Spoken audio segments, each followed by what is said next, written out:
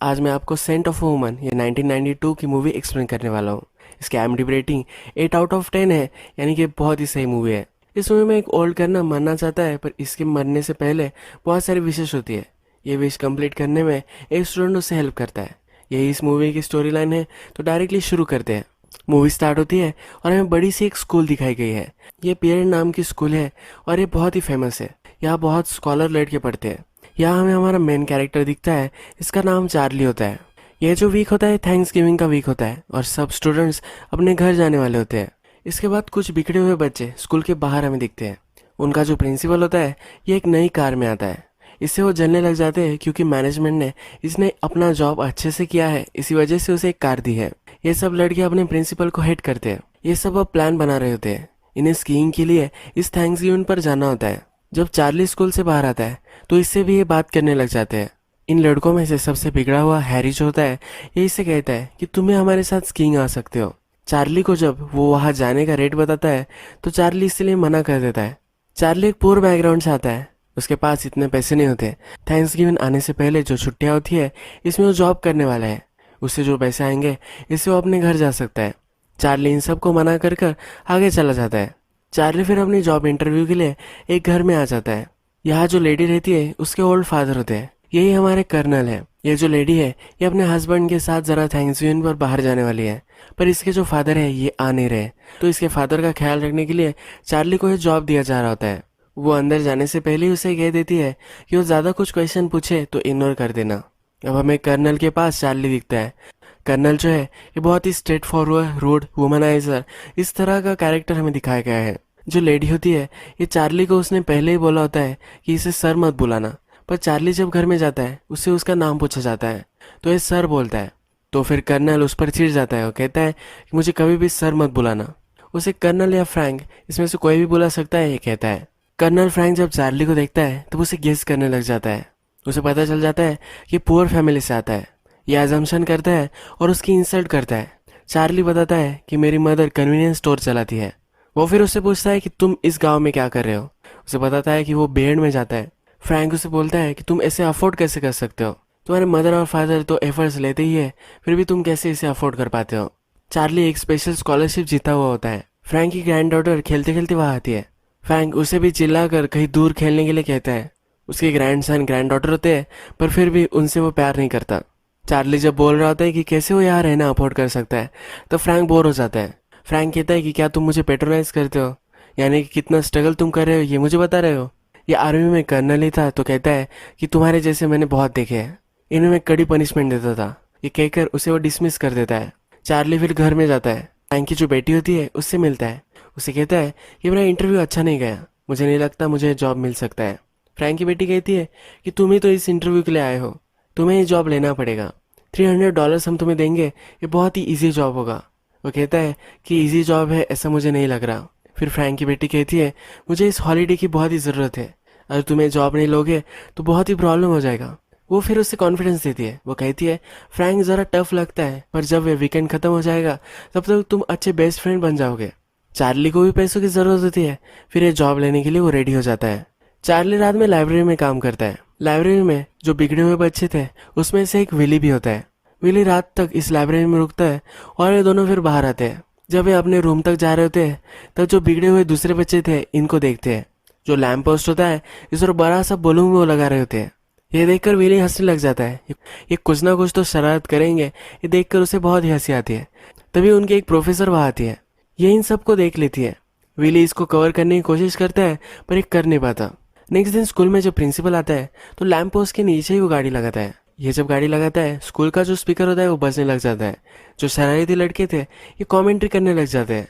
वो कहते हैं कि प्रिंसिपल ने मैनेजमेंट की चाटी है, इसी वजह से इसको एक कार मिली है। ये जब वो कह रहे होते हैं तो बलून फुला लेते हैं। इस बलून पर प्रिंसिपल का गंदा कार्टून भी होता है। ये देखकर प्रिंसिपल चिढ़ जाता है और इस बलून को फोड़ने की कोशिश करता है। जब ये फोड़ता है तो इसमें बहुत ज़्यादा पेंट होता है। इस पेंट से ये कार पूरी खराब हो जाती है। इसके बाद हमें डायरेक्टली प्रिंसिपल के ऑफिस में विली और चार्ली ये दोनों दिखाए गए हैं। टीचर ने इन दोनों को देख लिया था, पर जो लड़के थे इन्हें वो देख नहीं पाई थी। अब प्रिंसिपल इन दोनों से पूछता है कि कल रात क्या हुआ था, मुझे सब कुछ बताओ। ये दोनों कहते हैं कि हम सही से देख नहीं पाए। फिर विली को प्रिंसिपल अपने ऑफिस से निकाल देता है। इसके बाद वो चार्ली से बात करने लग जाता है। वो कहता है कि मुझे पता है कि तुम बहुत ही अच्छे लड़के हो। प्रिंसिपल फिर चार्ली को एक ऑफर देता है। वो कहता है हार्वर्ड में मैं एक लड़के को एडमिशन दिला सकता हूँ। मैं हर साल एक लड़के को रिकमेंड करता हूँ और जिसकी फाइनेंशियल सिचुएशन बहुत ही ख़राब होती है इसी को मैं रिकमेंड करता हूँ। इस साल वो चार्ली को रिकमेंड कर सकता है, पर इसके पहले जिस लड़कों ने ये सब किया है इनके नाम उसे देने पड़ेंगे। चार्ली अपने फ्रेंड्स का नाम नहीं बता सकता क्योंकि उसे ये गलत लगता है, इसलिए वो मना कर देता है। प्रिंसिपल के लिए बहुत ही पसंद होता है। अपनी जो इंस्टीट्यूट है इसकी रिस्पेक्ट इंटीग्रिटी ये खराब नहीं होने चाहिए, इसलिए जो कल्प्रिट्स है इन्हें इसे ढूंढना ही है। ये चार्ली को बोलता है कि मैं तुम्हें ज़रा टाइम देता हूँ, वीकेंड पर सोचो और इसके बाद मुझे फिर से कहो। चार्ली जब ऑफिस से बाहर आता है वहाँ विली भी होता है। विली उससे कहता है कि ज़्यादा तुम टेंशन मत लो, हमें ज़्यादा वरी करने की कोई भी ज़रूरत नहीं है। वो उससे कहता है कि प्रिंसिपल जो है ये हमें तोड़ने की कोशिश कर रहा है, पर हम टूटेंगे नहीं। हम हमारे फ्रेंड्स ने जो किया है ये किसी को भी नहीं बताते। नेक्स्ट दिन चार्ली फ्रैंक के पास आता है। फ्रैंक की जो डॉटर है अब वो यहाँ से जा रही है। फ्रैंक चार्ली को उसके कपड़े फोल्ड करने के लिए कहता है। चार्ली उससे पूछता है क्या हम कहाँ जा रहे हैं। वो कहता है कि तुम तुम्हारा काम करो, ज़्यादा कुछ सवाल मत पूछो। फ्रैंक की बेटी फिर से उसे मिलने आती है। फ्रैंक चार्ली से कहता है कि 3 बार मुझे मिल चुके हैं, इसे मुझे छोड़कर जाने का इतना क्यों डर लग रहा है। फ्रैंक की बेटी उससे मिलती है और फिर चली जाती है। जैसे फ्रैंक की बेटी वहाँ से चली जाती है तो फ्रैंक रेडी हो जाता है। फ्रैंक घर में टकरा जाता है तो चार्ली उसका हाथ पकड़ लेता है। फ्रैंक उस पर चिढ़ जाता है। वो कहता है कभी भी तुम मेरा हाथ नहीं पकड़ोगे, मैं तुम्हारा हाथ पकड़ूंगा जब मुझे सहारे की ज़रूरत पड़ेगी। ये बहुत ही ज़्यादा स्ट्रिक्ट होता है। बाहर फिर एक टैक्सी आती है। वो कहता है कि चलो अब हमें चलना है। चार्ली कहता है कि मुझे पता नहीं था कि हमें कहाँ जाना है। फ्रैंक कहता है कि मेरी डॉटर तुम्हें कहना भूल गई है। चार्ली जब उसे पूछता है कि कहाँ जाना है तो वो कहता है कि हमें न्यूयॉर्क जाना है। चार्ली उसे कहता है कि मैं न्यूयॉर्क नहीं जा सकता, ये इसके लिए ज़रा ज़्यादा रिस्पॉन्सिबिलिटी हो जाएगी। इसके पीछे एक रीज़न है, फ्रैंक को ज़्यादा दिख नहीं पाता, ये प्रैक्टिकली अंधा ही होता है। एक अंधे आदमी को न्यूयॉर्क ले जाना ये बहुत ही गलत हो जाता है, इसलिए ये मना कर रहा होता है। फ्रैंक कहता है कि क्या तुम रिस्पॉन्सिबिलिटी से डर रहे हो। वो फिर उसे फोर्स करता है और लेकर ही जाता है। फ्रैंक ने फर्स्ट क्लास टिकट बुक की होती है। वो फिर प्लेन में अल्कोहल मंगवाता है। जब उसे सर्व करने के लिए एयर होस्टेस आती है तो उस खुशबू से उसने जो सेंट पहना है ये वो जान लेता है। इसका नाम क्या होगा यह भी वो गेस करता है और उसे नाम से पुकारता है। चार्ली सरप्राइज हो जाता है। वो पूछता है कि तुमने कैसे ये गेस कर लिया। फ्रैंक को लोगों के नाम या लोग कैसे हैं इसकी बहुत ज़्यादा जानकारी होती है। एक्सेंट ये ओएसएस बनी है, ये जहाँ रहती थी, इससे मुझे पता चल गया कि इसका जनरल नेम यही हो सकता है। चार्ली सरप्राइज होता है कि फ्रैंक इतना इंटेलिजेंट है। चार्ली उससे पूछता है कि हम न्यूयॉर्क क्यों जा रहे हैं। फ्रैंक कहता है कि जब मुझे बताना होगा तब मैं तुम्हें बता दूंगा। फ्रैंक अब एयर होस्टेस को फिर से बुलाना चाहता है। वो कहता है कि वुमन, गॉड ने सबसे अच्छी बनाई हुई चीज़ जो होगी वो वुमन ही होगी। वो कहता है कि वुमन के जो हेयर होते हैं यही सबसे बढ़िया होते हैं। उनके लिप्स, जब हम इनसे किस करते हैं तब डेजर्ट के बाहर हमें वाइन मिली है ऐसा लगता है। वो बहुत ही औरतों की तारीफ करता है। चार्ली कहता है कि तुम्हें तो बहुत ही ज़्यादा औरतें पसंद है। न्यूयॉर्क में आने के बाद एक 5 स्टार होटल में आते हैं। यहाँ बहुत सारी अल्कोहल होती है। फ्रैंक को ये सुनकर अच्छा लगता है और कौन कौन से ब्रांड है ये वो चार्ली से पूछता है। चार्ली फिर एक कॉल लगाता है। वो अपने लिए एक लिमो बुक करता है। एक बड़े से होटल में जाकर वो डिनर करने वाले होते हैं। चार्ली फ्रैंक से कहता है ये सब तुम क्या कर रहे हो, मैं तुम्हारे साथ डिनर नहीं कर सकता, मुझे फिर से घर जाना पड़ेगा। फ्रैंक कहता है कि तुम मेरे साथ आए हो, मैं तुम्हें बिना खाए पिए नहीं छोड़ सकता। तुम्हारी जो फ्लाइट है ये 10 बजे है, तब तक तुम क्या करोगे, हम जाकर खाना खाकर आ सकते हैं। चार्ली भी अब इसके लिए मान जाता है। जब वे लिमो में होते हैं तो लिमो का जो ड्राइवर होता है उसे फ्रैंक सवाल करने लग जाता है।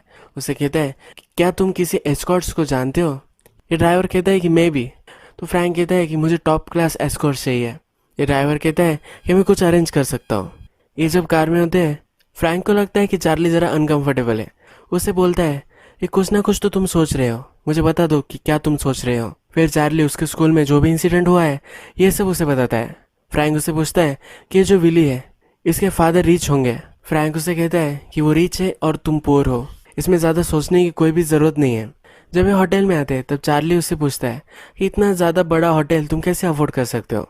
फ्रैंक कहता है मेरी जो पेंशन वगैरह थी ये सब मैंने सेव कर रखी है। चार्ली फिर उससे पूछता है कि तुम्हारा प्लान क्या है, तुम क्या करने वाले हो। फ्रैंक कहता है कि मेरी कुछ लिस्ट है जो मैं कंप्लीट करना चाहता हूँ। एक अच्छा सा डिनर में करना चाहता हूँ, इसीलिए ये होटल में आए हैं। इसके ब्रदर के साथ फैमिली थैंक्सगिविंग वो करना चाहता है।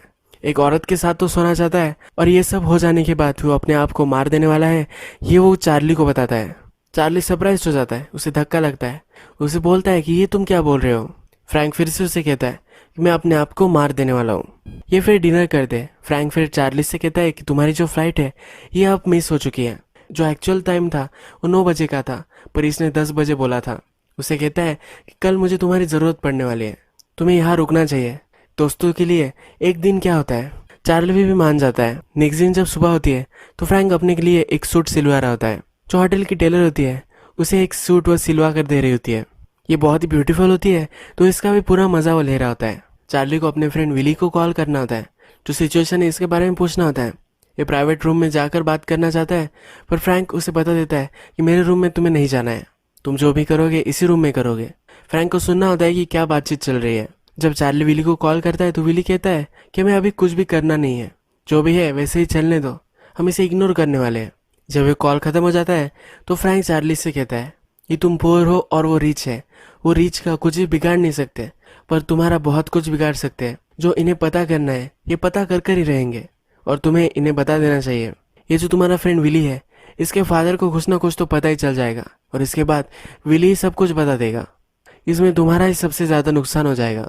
आज थैंक्सगिविंग है, तो फ्रैंक का जो ब्रदर है उसके घर पर फ्रैंक और चार्ली आते हैं। जब वो यहाँ पहुँचते हैं तो किसी को भी खुशी नहीं होती। फ्रैंक की जो नेफ्यू होती है, नेफ्यू की वाइफ होती है, ये भी वहाँ होते हैं, पर इनको भी उनके नाम से वो नहीं पहचानता। फ्रैंक का ब्रदर चार्ली से पूछता है कि तुम कौन हो। वो कह देता है कि वो इसकी केयर करने के लिए यहाँ आया हुआ है। फ्रैंक सुसाइड करने वाला था, इसलिए फ्रैंक के ब्रदर को ये कहता है कि ये बहुत ही लोनली है।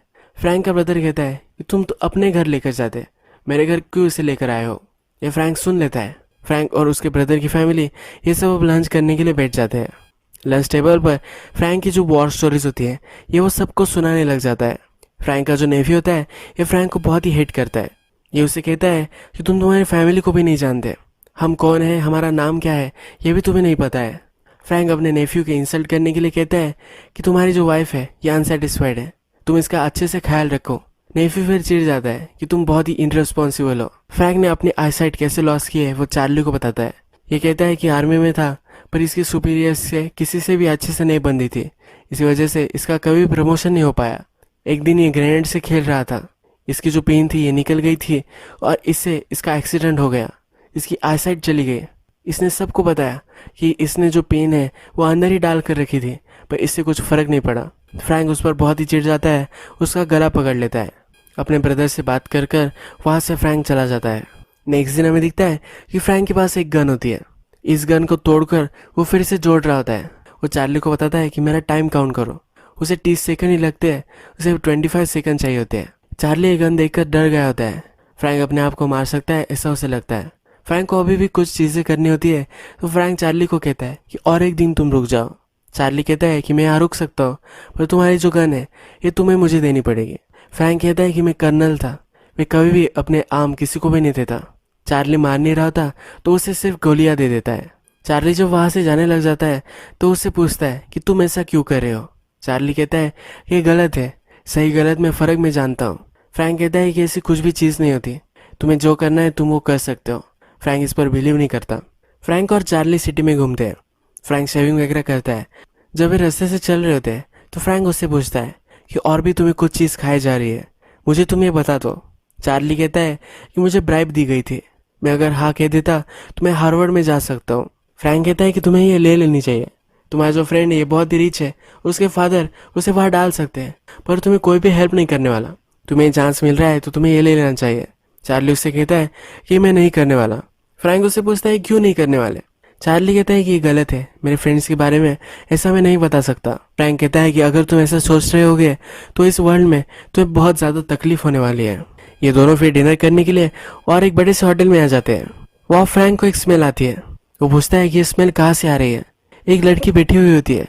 चार्ली इसकी लोकेशन उसे बताता है। फिर फ्रैंक उठ जाता है और लड़की के पास जाकर वो दोनों बैठ जाते हैं। ये अकेली होती है और फ्रैंक को लगता है कि इसे कंपनी की ज़रूरत है। जब वो उससे पूछता है तो ये लड़की कहती है कि मेरा जो बॉयफ्रेंड है ये अभी अभी आने वाला है। फ्रैंक कहता है कि तब तक हम तुम्हें कंपनी दे सकते हैं। फ्रैंक उससे पूछता है कि यार डांस चल रहा है, तुम क्यों डांस नहीं कर रहे। वो कहती है कि मेरा जो बॉयफ्रेंड है उसे डांस करना नहीं अच्छा लगता। फ्रैंक कहता है कि तुम मेरे साथ डांस कर सकती हो। वो ज़रा हेसिटेट कर रही होती है। फ्रैंक फिर उसे कॉन्फिडेंस देता है और ये दोनों डांस करने लग जाते हैं। ये दोनों बहुत ही एंजॉयबल डांस करते हैं और फिर से टेबल पर आकर बैठ जाते हैं। इस लड़की का फिर बॉयफ्रेंड वहाँ आता है और इन दोनों को सिटी में जाना होता है। इन दोनों का जो बिल होता है ये फ्रैंक इंसिस्ट करता है कि वो पे कर दे। फ्रैंक और चार्ली रात में अपनी नीमो में एक जगह आते हैं। एक होटल होता है। फ्रैंक ने अपने ड्राइवर को बोला था कि उसे एस्कॉर्ट की ज़रूरत है। ये इसके पास अब आ चुका है। चार्ली गाड़ी में रुकता है और फ्रैंक इस औरत के साथ सोने के लिए जाता है। फ्रैंक जब गाड़ी में से अपने फ्रेंड को कॉल लगाता है तो उसे पता चलता है कि विली ने अपने फादर को बता दिया है। वो अपने फादर को नहीं बताने वाला था। जैसे फ्रैंक ने कहा था वैसे ही सब कुछ हो रहा है। जब रात हो जाती है तो फ्रैंक वापस आ जाता है और ये होटल में आ जाते हैं।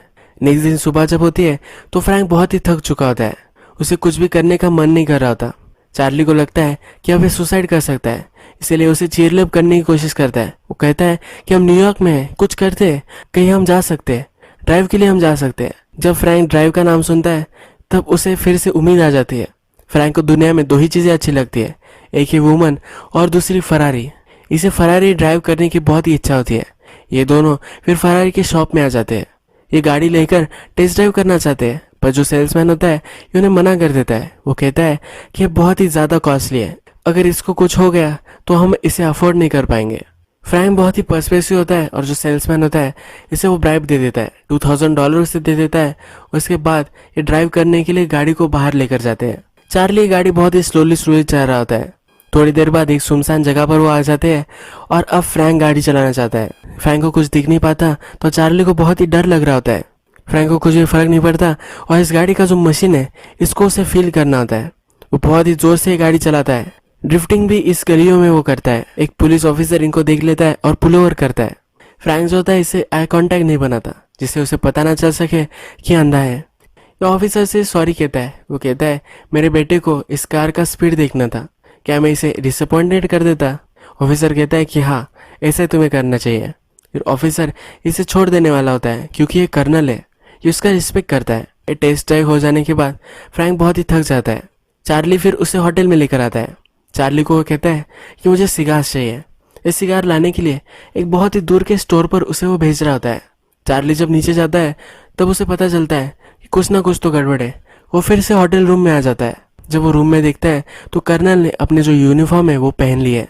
उसके पास गन है, उसमें बुलेट्स है और वो अब खुदकुशी करने वाला है। चार्ली उसे रोकता है। वो कहता है कि मैं तुम्हें ये करने नहीं दे सकता।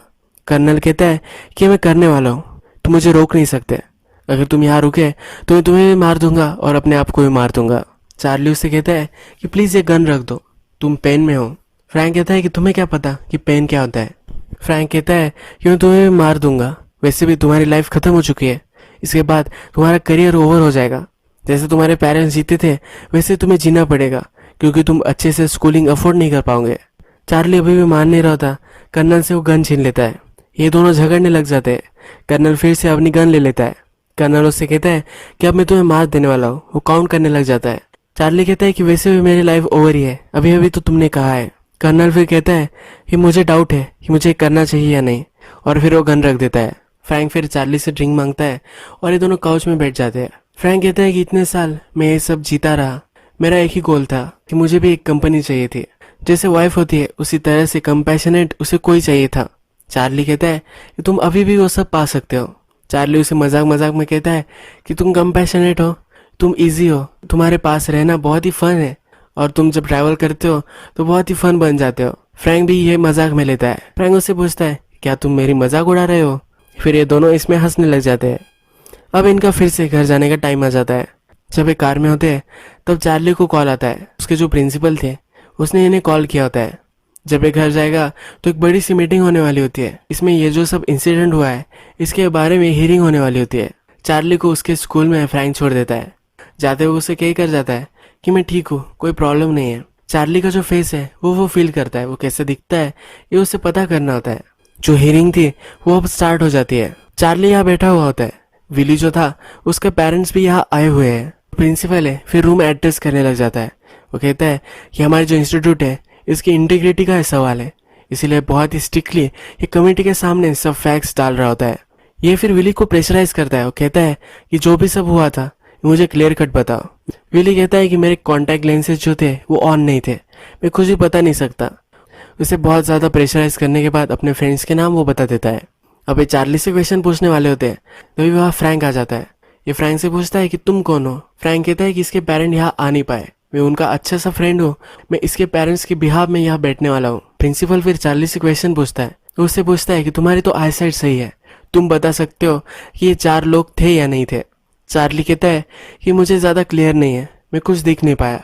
उसे फिर से एक चांस देता है पर चार्ली कुछ बताता नहीं। फिर ये जो प्रिंसिपल होता है कमेटी को कहता है कि जो विली था इसने कॉन्टैक्ट लेंसेज नहीं पहने थे, इसे हम कुछ बुलवा नहीं सकते, पर ये जो चार्ली है इसने सब कुछ देखा था, ये बिक चुका है, इसलिए हम इस पर वैल्यू नहीं कर सकते। हमारे इंस्टीट्यूट में हम इसे रहने नहीं दे सकते, इसे हमें एक्सपेल कर देना चाहिए। फ्रैंक फिर यहाँ बोलने लग जाता है। वो कहता है कि तुम ऐसा कैसे कर सकते हो, जो एक्चुअल कल्प्रिट है उन्हें छोड़कर दे रहे हो और इसे तुम सजा दे रहे हो। और इसने ऐसा किया भी क्या है, उसके फ्रेंड्स के लिए ये कवर कर रहा था, इसके पास इंटीग्रिटी है, इसकी इंटीग्रिटी मेंटेन कर रहा था। इसे बोलने के लिए बोलकर तुम इसे स्नीच बना रहे हो। इस इंस्टीट्यूट में तुम सब लोगों को स्नीच बना रहे हो। ऐसे तुम रियल वर्ल्ड में कैसे जी पाओगे? कोई भी तुम्हारे सामने अगर मुश्किल आ जाए तुम इससे डर कर भाग जाओगे। जो चार्ली है इसमें इंटीग्रिटी है और किसी भी चीज के सामने ये डर कर भागेगा नहीं। लाइफ में यही ज्यादा इंपॉर्टेंट है। चार्ली जैसे लड़कों को तुम्हें प्रोटेक्ट करना चाहिए, उसे इंस्टीट्यूट से नहीं निकाल देना चाहिए। एक दिन आएगा जब इंस्टीट्यूट को चार्ली प्राउड बनाएगा। जब फ्रैंक अपनी स्पीच खत्म करता है तो कमेटी भी डिसाइड करती है कि चार्ली को कुछ भी होना नहीं चाहिए। चार्ली और फ्रैंक को बहुत ही खुशी होती है। इस इंस्टीट्यूट में एक टीचर होती है जो भी फ्रैंक की एज की होती है, उसके पास आती है, उसकी प्रेस करती है। फ्रैंक उससे डायरेक्टली पूछ लेता है कि क्या तुम्हारी शादी हो चुकी है। ये कुछ भी नहीं बोलती। ये दोनों एक दूसरे से फ्लर्ट करने लग जाते हैं और ये डेट पर जाने वाले होते हैं। चार्ली फ्रैंक के घर उसे छोड़ने के लिए आता है। जिस लिमो में वो आया था उस लिमो के ड्राइवर को बहुत सारे पैसे वो दे देता है। वो कहता है कि चार्ली और मैं फिर से तुम्हारे साथ सफर करेंगे। ड्राइवर भी उसे बहुत सारे पैसे मिले तो बहुत ही खुश होता है। फ्रैंक फिर आगे चलता हुआ हमें दिखता है। उसके जो ग्रैंड डॉटर ग्रैंड सन जो होते हैं इनसे वो खेलने लग जाता है। अपनी जो लाइफ है इसे वो अब बेटर बनाना चाहता है। चार्ली भी देखकर खुश होता है और यही मूवी खत्म हो जाती है।